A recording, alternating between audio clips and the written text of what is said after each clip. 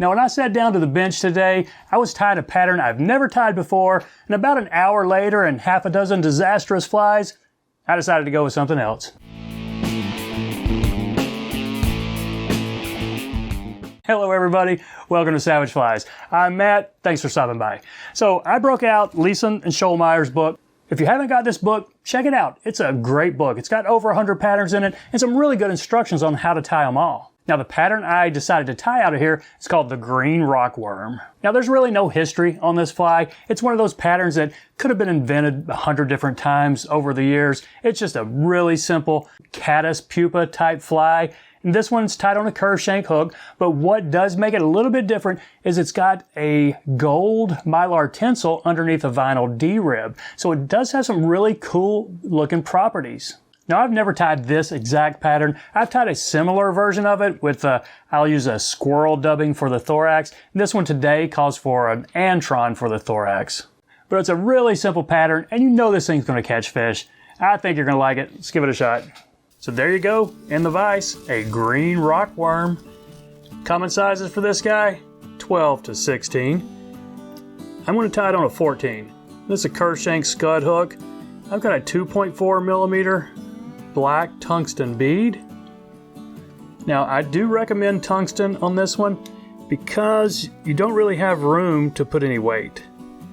You could put just a few wraps if you had a regular brass bead up here, but you don't want to put weight going too far back. It'll make your underbody just a little bit lumpy. Okay, so I'm not even taking my thread all the way back yet. First thing I'm going to catch in is my vinyl D-rib. And you've got some options here. You could use a brown, amber, green. I'm going to use a green.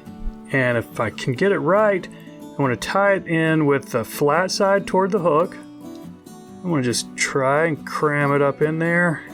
Yeah, that's not going to work very well, but got it right behind that bead. That's fine. Another thing you can try right here is to let your thread flatten out, maybe spin it just a little bit so we can keep this underbody as flat as possible as we wrap it back.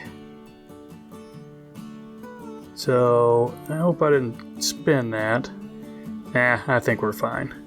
So I'm trying to keep my thread flat. Might need to spin it a few more times, but you know what? I'm on a roll. I'm not going to stop and spin it. Just going to take it a little bit back. Okay, that's about how long of a body I want. Maybe I can flatten it out a little bit, get my thread back up here. Just a couple of eye links maybe behind that bead, because this next component, this is really what sets this fly off. It's going to be a gold Mylar tinsel underneath that D-rib. So I'm going to catch this in. It doesn't really even matter what size you use, but just catch it in with the gold side toward the hook. Okay. Now, 2 or 3 wraps right there. Now, when you flip it over and wrap it, you're going to see the gold. So take it all the way back. See if I can get this D-rib out of my way here. And don't even worry, really, if you're showing some gaps in between your wraps, because we are going to do 2 layers. So take it all the way down to the back and then back up to the front.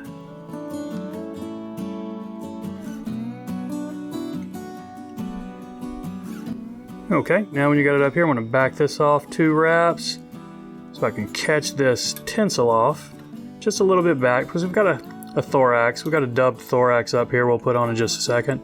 So 2 wraps to hold that Mylar in. Now we can trim this excess.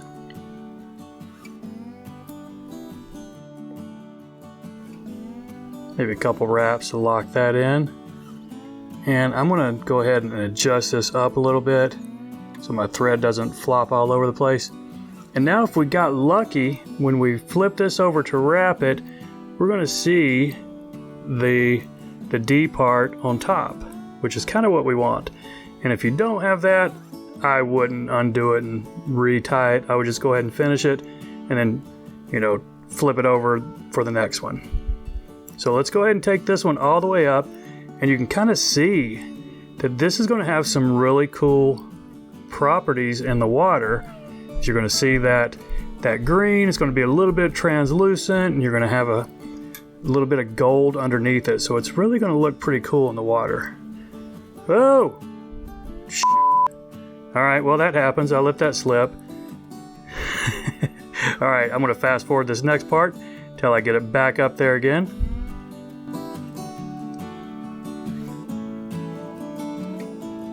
Okay, there we go. That happens sometimes.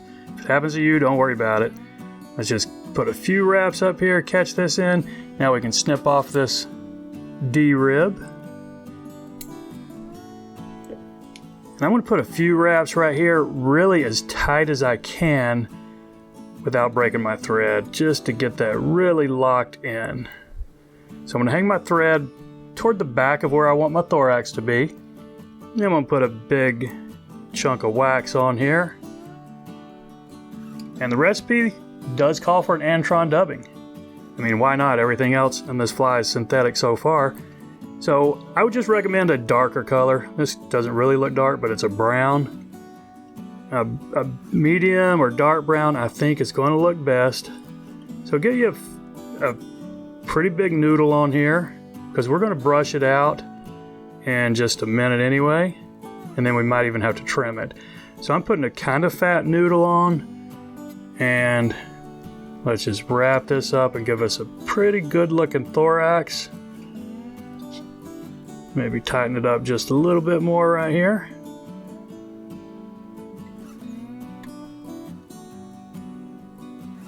Okay, I think that's fine.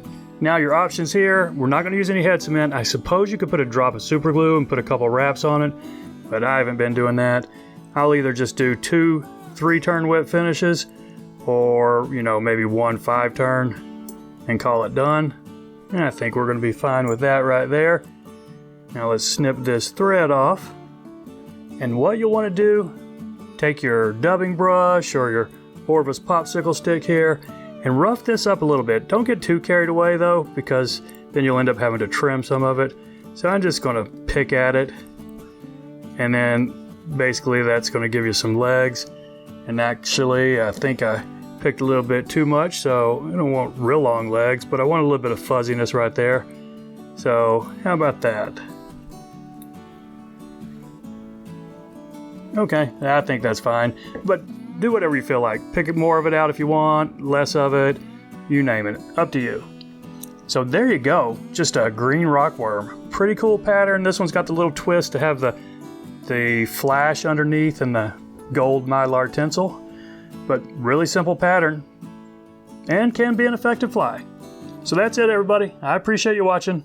Y'all take care, and we'll see you next time.